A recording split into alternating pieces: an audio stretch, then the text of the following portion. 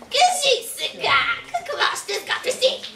Правичката ми кажи и не ме лъжи. Раз, два, три. Кой ще сготви?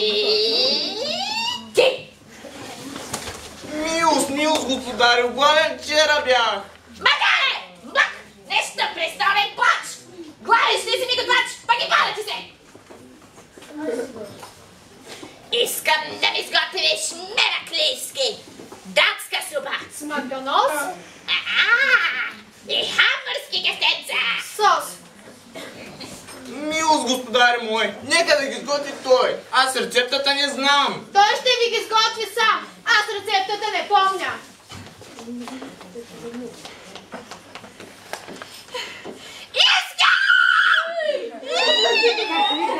Имаме огромна трудност. Ако някой знае как се готвят, да признае. Датска супа Смакдонос.